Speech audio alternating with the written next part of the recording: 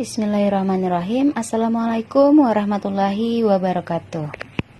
Oke, sebelum menonton, jangan lupa like, komen, dan subscribe.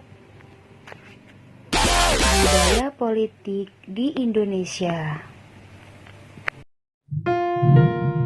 Halo anak-anak ibu, kembali lagi di mata pelajaran Pendidikan Pancasila dan Kewarganegaraan. Kali ini kita akan membahas tentang budaya politik di Indonesia.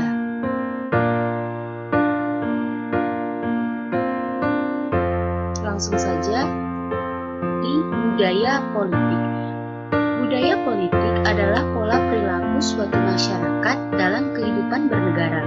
Penyelenggaraan administrasi negara, politik pemerintahan, hukum, adat istiadat, dan norma kebiasaan yang dihayati terhadap seluruh anggota masyarakat setiap harinya. Nah, di sini ada komponen-komponen budaya politik. Ada 3 komponen budaya politik. Yang pertama ada orientasi kognitif, yang kedua orientasi afektif, dan yang ketiga ada orientasi evaluatif. Orientasi kognitif yaitu berupa pengetahuan tentang kepercayaan pada politik, peranan dan segala kewajibannya serta input dan outputnya. Nah, orientasi afektif yaitu perasaan terhadap sistem politik, peranannya, para aktor dan penampilannya. Yang terakhir, orientasi evaluatif, keputusan dan pendapat tentang objek-objek politik yang secara tipikal melibatkan standar nilai dan kriteria dengan informasi dan perasaan. Lanjut ke tipe-tipe budaya. Ada beberapa tipe-tipe budaya di sini. Yang pertama, berdasarkan orientasi politiknya, sangat ideal untuk tumbuh subur demokrasi. Nah, parokial partisipasi sangat rendah. Subjek atau kuala relatif maju tapi masih pasif. Yang terakhir, partisipan yaitu kesadaran sudah tinggi. Itu tipe-tipe budaya politik. Oke anak-anak ibu, kita masuk ke sosial politik. Nah, sosial politik adalah proses dengan nama individu-individu dapat memperoleh pengetahuan, nilai-nilai, dan sikap-sikap terhadap sistem politik masyarakatnya. Melalui sosialisasi ini, suatu kebudayaan dapat diwariskan ke generasi berikutnya. Nah, ada 3 sifat dasar mengapa sosialisasi itu perlu. Yang pertama, manusia tidak akan bisa hidup tanpa bantuan orang lain. Itu jelas. Nah, yang kedua, secara ekstrim, manusia tidak punya naluri sehingga sebagian besar perilaku untuk kelangsungan hidupnya harus dipelajari.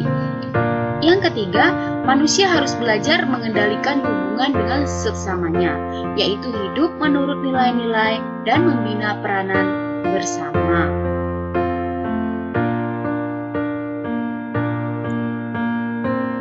Nah, lanjut ke proses sosialisasi.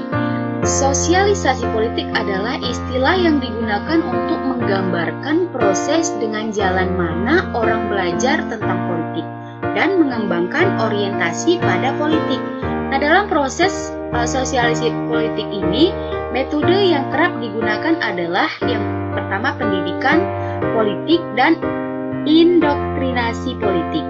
Nah, lanjut ke sarana dalam sosialisasi politik. Ada keluarga, ada sekolah, ada partai politik.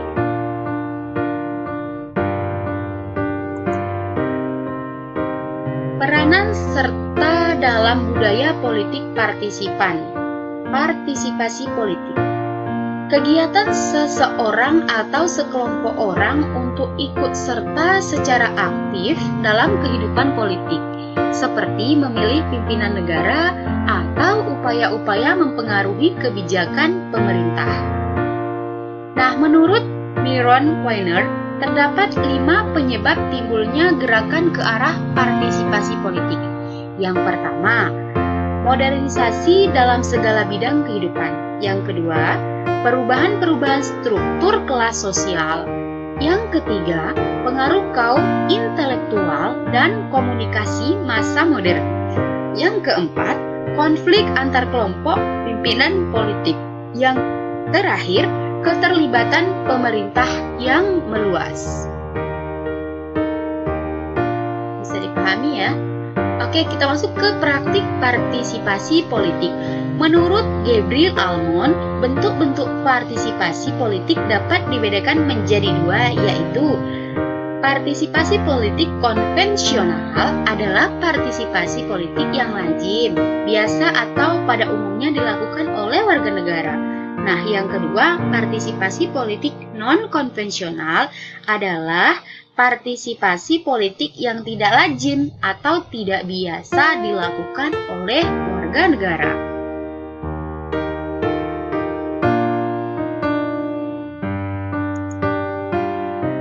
Nah, di sini ada beberapa kegiatan yang mempengaruhi tingkat partisipasi politik masyarakat.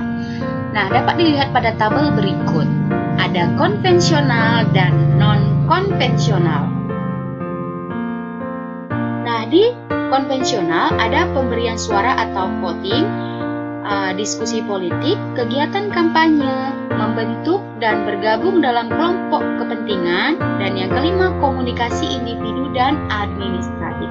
Nah, sedangkan di non-konvensional, yang pertama ada pengajuan petisi, berdemonstrasi, maksud Ibu, yang selanjutnya konfrontasi, tindakan kekerasan politik terhadap harta benda, pengerusakan, pemboman, dan pembakaran. Nah, yang terakhir ada tindakan kekerasan terhadap manusia, seperti penculikan, pembunuhan, dan perang, dan lain-lain. Nah, itu dia. Oke, anak-anak Ibu, sampai di sini kira-kira bisa dimengerti.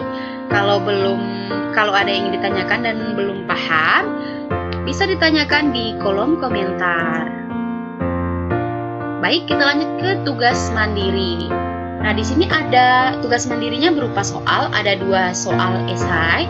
Yang pertama, apa yang dimaksud dengan budaya politik? Nah, yang kedua, jelaskan perbedaan antara orientasi kognitif dan orientasi evaluatif. Kerjakan di buku latihannya, lalu di-upload kembali ke Google Classroom. Oke, anak-anak Ibu, cukup sekian pembelajaran kita hari ini. Jangan lupa like, komen, dan subscribe agar Ibu lebih semangat lagi bikin video pembelajarannya. Sampai ketemu di materi selanjutnya atau di video-video selanjutnya. Ibu akhiri, wassalamualaikum warahmatullahi wabarakatuh. Salam sehat untuk kita semua. Bye-bye. Thanks for watching.